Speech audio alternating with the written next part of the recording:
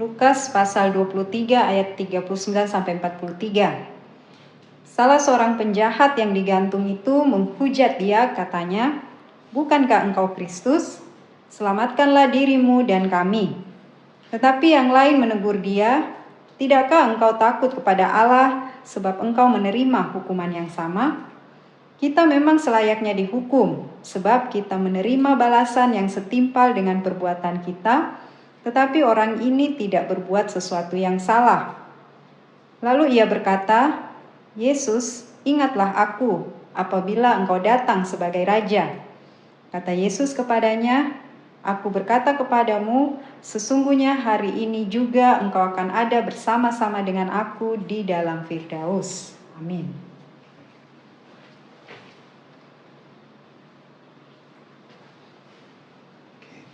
Bapak, Ibu, saudara-saudari, dan adik-adik yang dikasihi Tuhan Yesus, kalau pada minggu lalu, pada hari Minggu 3 September 2023, kita sudah membahas tentang apa itu Firdaus ya. Firdaus itu kalau zaman Perjanjian Lama atau sebelum Tuhan Yesus bangkit, disalibkan, bangkit dan naik ke sorga, namanya adalah pangkuan Abraham. Tetapi ketika Tuhan Yesus sudah bangkit naik ke sorga, namanya menjadi Firdaus ya, menjadi Firdaus. Dan Firdaus ini sebenarnya adalah tempat persinggahan sebelum kita masuk ke surga. Di surga juga ada tingkatan lagi, tingkat pertama, surga tingkat kedua, kerajaan surga tingkat ketiga, dan yang paling tinggi Yerusalem baru. Di Yerusalem baru inilah ada istana di mana Tuhan Yesus bertahta ya, menjadi raja atas segala raja. Dan kita kembali tentang penjelasan apa itu Firdaus. Seperti waktu Tuhan Yesus disalib, penjahat di sebelah kiri menghujat Tuhan, penjahat di sebelah kanan yang kita tahu bernama Desmas, dia memohon kepada Tuhan Yesus agar mengingatkan Desmas ketika Tuhan kembali ke sorga. Jadi si Desmas ini percaya bahwa yang disalib ini sungguh-sungguh Mesias, ya, juru selamat yang dinanti-nantikan. Dan Tuhan berjanji, hari ini juga engkau bersama aku di Taman Firdaus. Nah, Bapak Ibu, saudara-saudari, adik-adik yang dikasih Tuhan, Firdaus itu adalah tempat, ya, ini pengalaman pribadi ya, ketika seseorang meninggal, orang percaya ya, orang percaya, orang Kristen, orang Katolik yang sudah percaya Kristus, Tuhan Yesus sebagai Tuhan dan Juru Selamat, ketika meninggal dunia, tidak langsung dibawa ke sorga ya, tetapi singgah di tempat sementara yang disebut Firdaus. Di Firdaus ini 3 hari, orang yang meninggal itu rohnya diajar menyesuaikan diri untuk bagaimana hidup di surga. Kalau dia masuk surga ya, tapi jelas minimal kalau bukan dia masuk surga, dia tetap tinggal di Firdaus ini ya. Karena Firdaus ini adalah bagian surga tapi luas-luas sekali ya. Luas, lebih luas dari bumi lah. Jadi jangan dipikir Firdaus itu kecil saja, tidak, sangat-sangat luas. Dan kalau di zaman Perjanjian Lama yang menguasai Firdaus adalah Abraham, Bapak Abraham. Makanya disebut pangkuan Abraham. Tetapi ketika Tuhan Yesus bangkit dari kematiannya, Taman Firdaus itu dipegang oleh Tuhan sendiri dan dibantu oleh para malaikat untuk mengelola Taman Firdaus itu. Dan Firdaus itu banyak gedung-gedung ya. Saya perhatikan banyak gedung-gedung dan di situ tinggal orang-orang yang sudah percaya Tuhan, sudah percaya Tuhan Yesus ya, tetapi mereka belum berkarya apa-apapun. Jadi seperti Desmas ini, dia seorang penjahat, dia mati di kayu salib. Sebelum dia meninggal, dia percaya Tuhan. Jadi berarti waktu dia habis percaya Tuhan, dia belum bisa berkarya. Dia belum bisa memberitakan Injil. Belum bisa membuat sesuatu buat kerajaan sorga.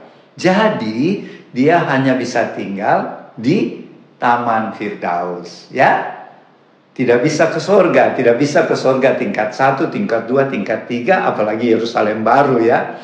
Nanti kita jelaskan di minggu berikut apa itu surga tingkat pertama, apa itu surga tingkat 2, apa itu surga tingkat ketiga. Bukan langit, ya. Kalau di Alkitab bilang langit pertama, langit kedua, langit ketiga, lain lagi, itu bukan surga. Langit pertama itu atmosfer kita. Langit kedua itu adalah tempat roh-roh jahat di udara.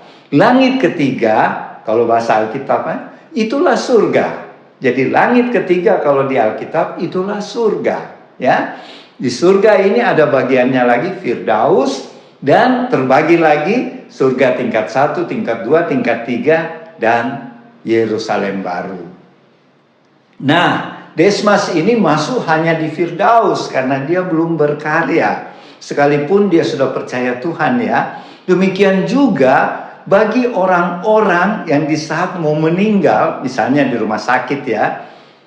Di akhir hayatnya tiba-tiba karena penginjilan atau didoakan, dia mau percaya dan terima Tuhan Yesus.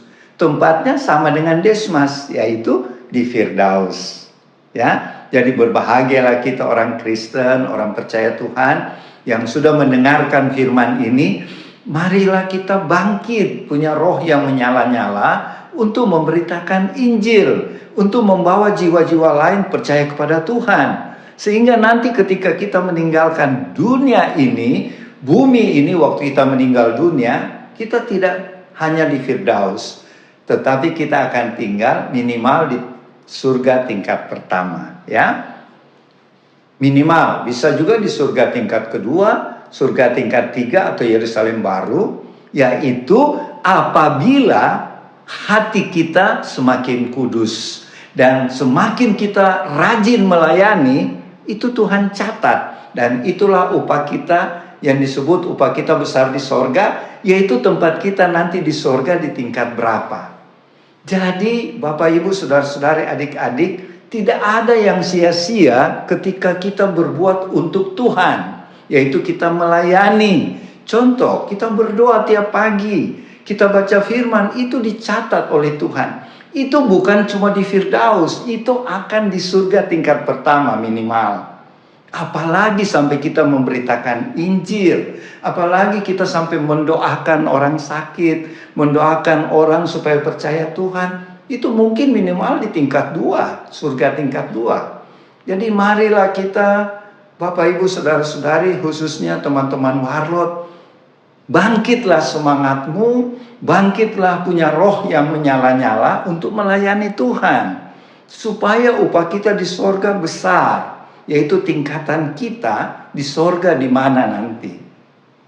Ya, kita kembali apa itu Firdaus, ya. Di Firdaus itu tempat pertama, ya, untuk sementara ketika orang percaya meninggal, kan mereka bingung tentang surga. Di Firdaus ini ada malaikat-malaikat yang bertugas menjelaskan. Nanti kalau kamu di surga tingkat 1 atau tingkat 2 atau tingkat 3, itu sesuai dengan perbuatan baik Anda. Tergantung juga sesuai dengan rajinnya Anda berdoa setiap hari, rajinnya Anda membaca firman, rajinnya Anda ikut ibadah, ya. Itu semua itu diperhitungkan untuk upah di sorga nanti. Jadi tidak ada yang sia-sia, ya. Itu yang pertama, ya. Jadi yang pertama, orang percaya Kristus ketika meninggal 3 hari seperti orientasi dibina oleh para malaikat untuk bagaimana nanti hidup di surga. Karena masih bingung kan, bagaimana hidup di surga ini, bagaimana tata keramanya. Selama 3 hari itu akan dapat pengarahan dari malaikat-malaikat Tuhan. Dan kemudian jelas Desmas belum berkarya. Itu yang kedua, ya. Jadi tempat tinggal untuk selama-lamanya, bukan untuk sementara, ya, untuk selama-lamanya orang yang sudah percaya Tuhan tetapi belum berkarya, belum berbuat sesuatu untuk kerajaan surga. Itu yang kedua. Yang ketiga, buat orang percaya juga, ya, orang percaya juga yang sudah percaya Tuhan, tetapi imannya tidak naik-naik. Ya, imannya begitu-begitu saja. Dia baca firman tapi tidak mengerti. Itu bahayanya juga kalau baca firman tidak mengerti, iman kita tidak bertumbuh. Itu minimal cuma di Taman Firdaus, ya. Tidak bisa masuk surga tingkat pertama. Jadi memang pendidikan atau mengikuti khotbah seperti saat ini penting buat Bapak Ibu Saudara-saudari, buat kita semua. Saya juga dulu bertumbuh karena rajin mendengar firman yang ditaburkan oleh hamba-hamba Tuhan pada waktu saya kecil, di sekolah minggu, pada waktu saya pemuda, pemudi, dan sampai dewasa, ya. Dan jadi orang percaya Kristus tapi imannya tidak bertumbuh. Jadi imannya sampai di situ saja, ya. Tidak naik-naik. Jadi ibarat gini, kalau mendengarkan firman Tuhan, masuk telinga kanan, keluar telinga kiri. Jadi tidak bertumbuh-tumbuh. Itu kalau dia meninggal, tempatnya memang untuk selama-lamanya di Firdaus. Dia akan ketemu dengan Desmas dan lain-lain di sana. Dan yang ketiga apa? Orang percaya juga. Mungkin dia dulu pernah tua. Bisa juga dia dulu pendeta atau jemaat biasa. Pertama-tama imannya bagus, ya, percaya Tuhan. Tapi karena sesuatu hal, mungkin dia sakit, mulai dia punya iman mundur. Bahkan sampai satu saat dia mempersalahkan Tuhan. Ada ini banyak kami temukan waktu dalam pelayanan. Dia dulu hamba Tuhan, tapi begitu penyakitnya tidak sembuh-sembuh, dia bilang ini dari Tuhan ini. Tuhan yang buat saya sakit. Itu salah. Tuhan tidak pernah membuat manusia sakit, ya.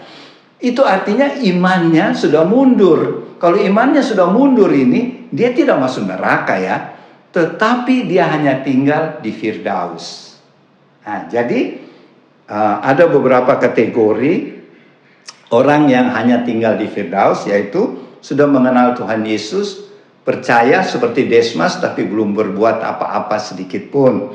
Yang kedua, orang yang punya iman tapi tidak bertumbuh-tumbuh, ya. Cuma begitu saja imannya, rata, tidak naik-naik. Jadi itu sampai di Firdaus saja nanti. Dan tinggal selama-lamanya di Firdaus.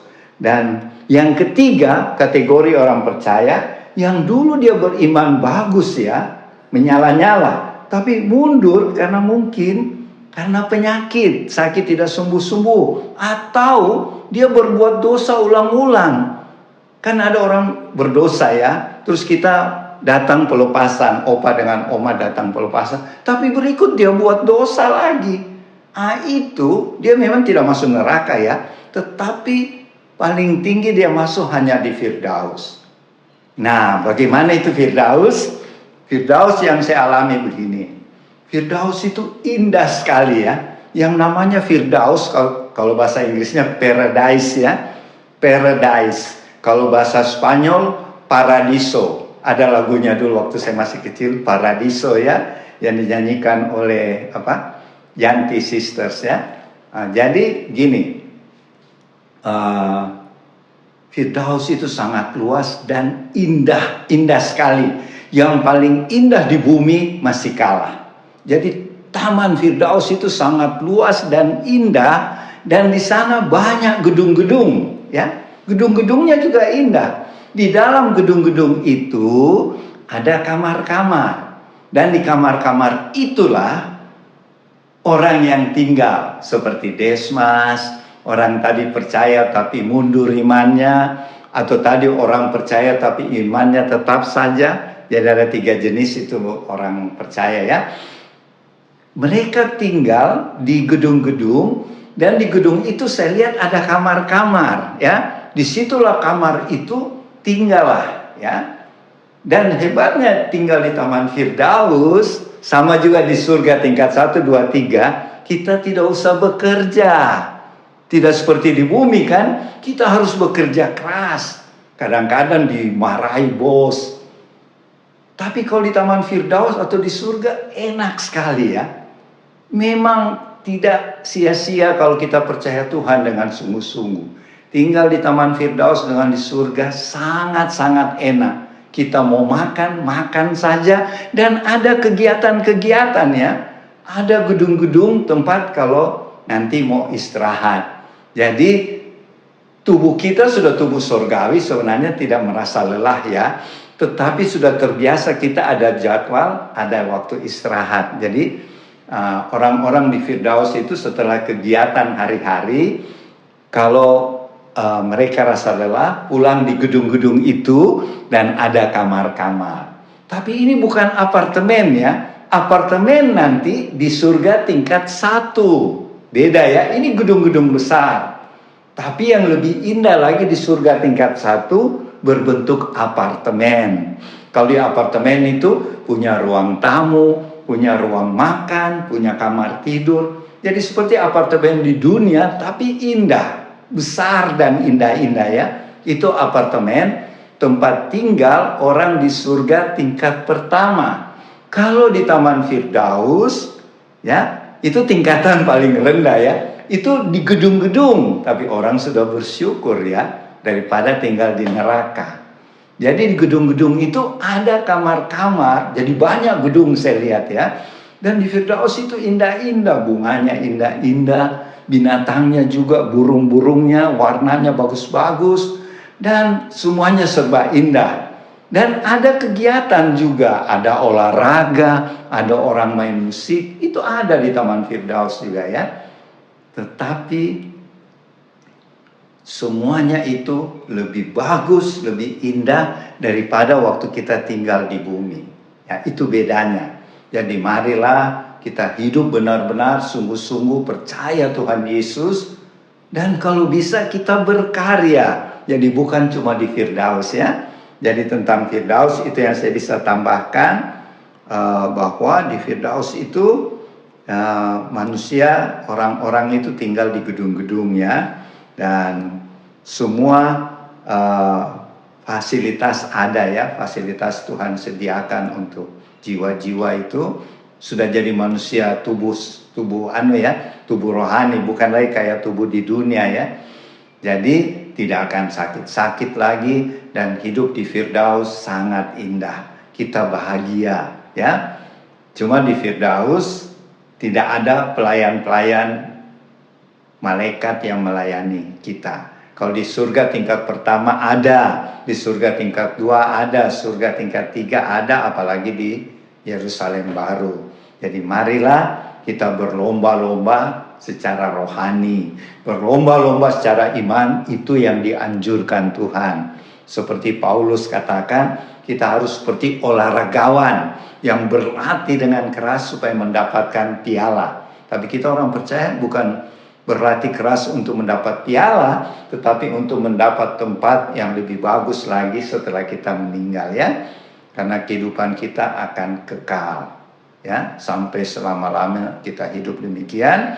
Jadi yang memilih kita masuk Firdaus atau surga tingkat 1, 2, 3 atau Yerusalem baru, kita sendiri yang menentukan ya, sesuai dengan karya kita atau amal soleh kita di dunia ini. Jadi perbuatlah banyak kebaikan, hiduplah kudus dalam kebenaran, rajinlah baca firman, rajinlah berdoa, rajinlah melayani, rajinlah ikut ibadah, maka minimal kita ada di surga tingkat 1, bukan di Firdaus. Sedangkan Firdaus kita sudah jelaskan, nanti beberapa minggu depan kita terangkan apa itu surga tingkat pertama, apa itu surga tingkat kedua, tingkat ketiga, dan apa itu Yerusalem baru ya. Demikianlah yang bisa saya sampaikan. Nanti Oma Palar yang akan lebih menjelaskan lebih lanjut. Kiranya Tuhan Yesus memberkati. Amin. Selamat siang teman-teman, kita jumpa lagi pada siang hari ini. Saya menambahkan apa yang Opa sudah ucapkan tadi, sudah sharing, saya tinggal menambahkan. Itu mengenai seperti kita menyambung dari minggu lalu ya, bagaimana 2 orang penjahat. Dalam pemberitaan firman hari ini menyatakan bagaimana situasi, bagaimana apa itu ya surga. Bagian surga adalah Firdaus tingkat yang pertama. Kita berbicara mengenai Firdaus. Opa sudah terangkan tadi, tapi saya mendengar kata Firdaus adalah bagian dari surga. Sekarang mari saya ajak teman-teman, andai tolan, Bapak Ibu di rumah, kita mengerti surga. Kenapa ada tingkatan? Tapi banyak teman-teman, orang percaya, anak-anak Tuhan, yang dikatakan anak Tuhan, hanya berpatokan di surga. Kita anak Tuhan pasti masuk surga, yes, oke.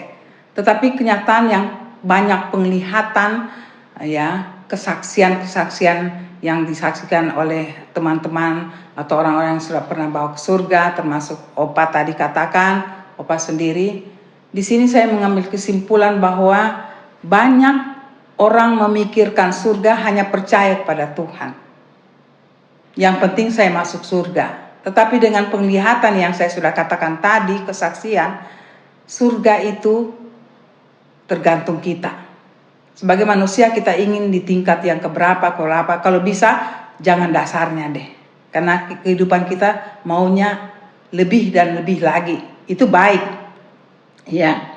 Tetapi pada saya berpikir, saya renungkan, kata surga itu tidak terlepas yang Tuhan pernah katakan, hari ini juga engkau bersama dengan aku, dan ada surga yang Tuhan sudah katakan, tentu semua sudah tahu di firman. Tetapi bagaimana menikmati surga di tingkat yang keberapa sampai yang sekian tingginya, banyak orang tidak mengerti.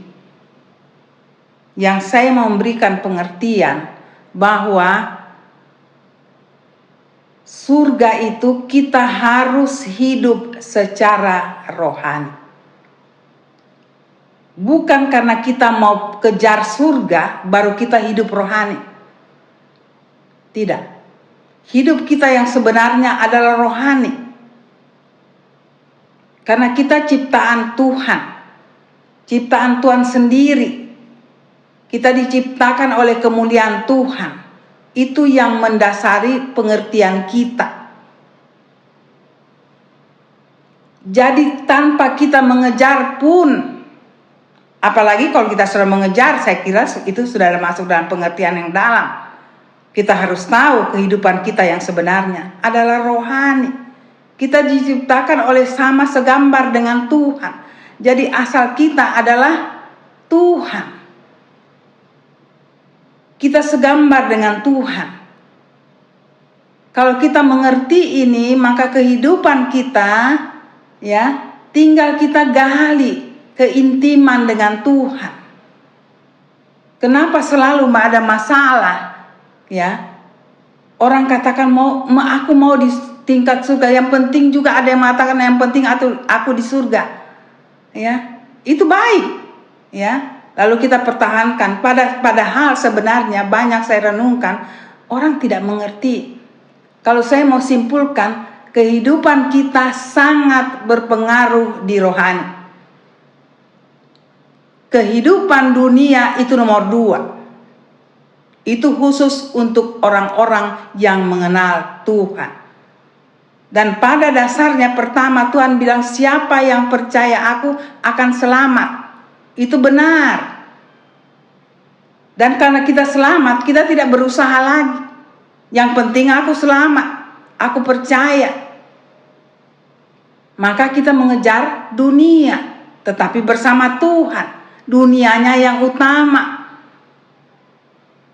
Tuhan memberi aku kekuatan. Disinilah bibit-bibit kita percaya, tapi kita tidak akan masuk pada tingkat pertama.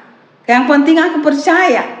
Aku percaya Tuhan memberi kehidupan dengan aku, maka yang aku percaya adalah dunia yang memberi aku hidup.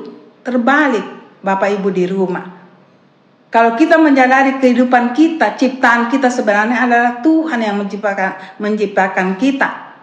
Maka kehidupan kita harus benar-benar dari Tuhan. Semuanya tidak ada yang ketinggalan.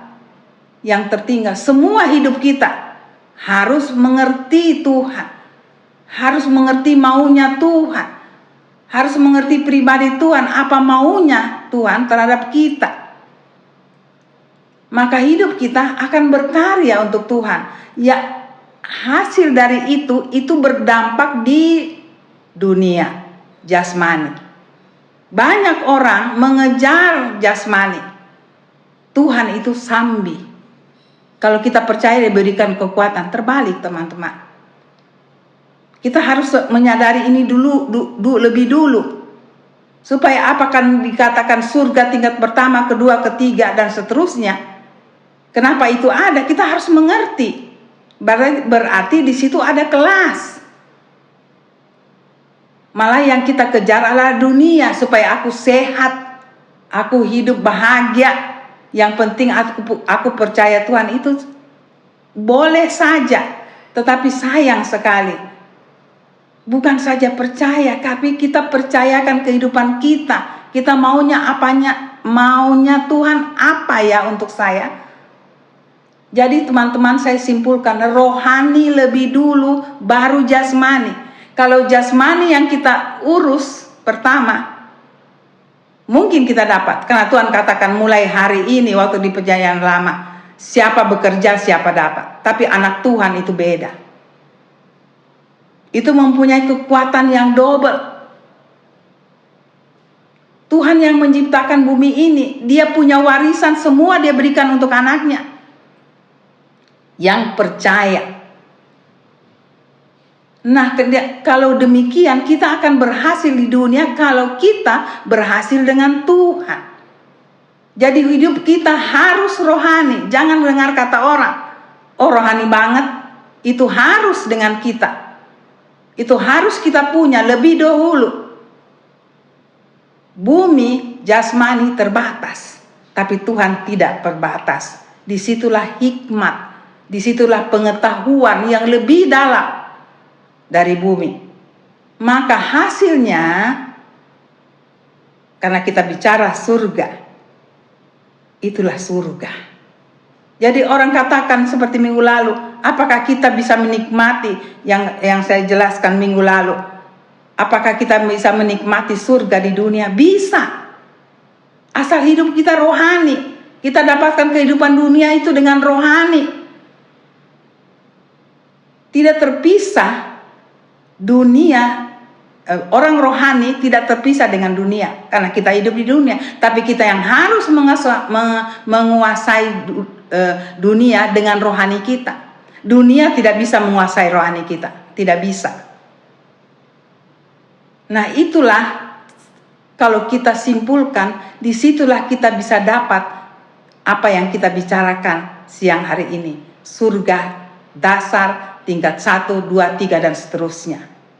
Sebagai manusia kita ingin itu. Jangan kita berpikir, yang penting saya masuk. Sayang Bapak Ibu di rumah. Kalau kita berpikir demikian. Kalau sudah di sana kita akan mau bilang menyesal, ya bisa. Tapi sudah terjadi. Nah sebelum kita di sana, mari saya ajak. Kenalah Tuhan. Hidup kita tidak bisa, hidup kita di dalam dunia tapi tidak berpisah dengan Tuhan. Hidup kita pakai Tuhan menguasai dunia, itu yang paling penting. Nah mengenai surga, Firdaus yang Opa katakan menjadi kesaksian, itu umum. Kita ingat saja seperti minggu lalu saya katakan, Tuhan katakan saya pergi menyediakan tempat bagimu. Itu rumah. Kalau di Firdaus tidak ada rumah. Saya tidak ulangi apa yang Opa katakan tadi. Sungguh indah teman-teman. Ya. Yang mendasari, saya ulangi lagi, yang mendasari kita naik tingkat dalam surga. Itulah ada di bumi selama kita di bumi. Kita mau kejar apa? Kita kejar dunia untuk kita hidup aman, damai, sejahtera. Itu juga dari rohani. Kalau dunia saja kita kejar, bisa kita dapat. Tetapi itu 5 menit. Saya katakan. Sebentar saja jatuh. Karena itu iblis punya. Iblis yang berkuasa di situ. menguasai kita di situ. Tapi kalau kita dengan Tuhan, semua kita dapat. Yang tidak bisa diberikan dunia, kita bisa, asal kita dekat dengan Tuhan. Kita mencari hidup dengan Tuhan, mencari hidup di dunia ini dengan Tuhan. Jadi itu saya selalu katakan bahwa anak Tuhan dengan anak dunia itu beda langit dan bumi. Itu harus nampak. Memang ada perjuangan, saya tidak usah katakan. Seperti penderitaan, tapi dalam Tuhan tidak ada penderitaan. Ada perjuangan. Kita berjuang 1, 2, 3. Itu kemampuan Tuhan bikin sampai sempurna. Tuhan buat untuk kita. Karena Dia senang dengan kita. Ya. Jadi surga pertama, Firdaus tingkat kedua, pertama, kedua, ketiga, itu bukan dari Tuhan, itu dari kita sendiri. Tuhan memberikan kebebasan. Banyak orang anak Tuhan tidak mengerti ini. Tapi inilah kesaksian kami. Saya renungkan, ya. Tuhan banyak memberikan bagaimana surga, bagaimana hidup dengan Tuhan. Ada damai sejahtera di surga itu lebih lagi, Bapak Ibu, saudara-saudari di rumah. Mari kita berlomba-lomba. Tidak ada Tuhan batasi orang. Oh, kau hanya di sini. Tapi berdasarkan apa yang kita buat di bumi. Saya ulang lagi, yang banyak anak-anak Tuhan salah kaprah, surganya yang dikejar. Tetapi apa yang surga inginkan adalah keintiman kita dengan Tuhan. Hidup di dunia, tapi hidup bersama Tuhan. Apa yang Tuhan mau, apa Tuhan inginkan. Semua rambunya dari Tuhan, itu dari surga. Dan kita buat itu di dalam bumi. Dan kita juga menjadi saksi di mana kita berada. Beda ya. Orang melihat kita beda ya, anak-anak Tuhan. Disitulah sudah surga. Kalau kita bisa berikan ini, apalagi di surga. Tuhan memberi kita upah. Ya. Saya berbicara untuk pengertian Firdaus surga pertama, kedua, ketiga. Ya, kenapa Tuhan buat begitu? Karena ada karya kita sendiri. Supaya kita sadar, jangan kita sudah deh, sudah cukup saya di sini. Tidak tuh, teman-teman.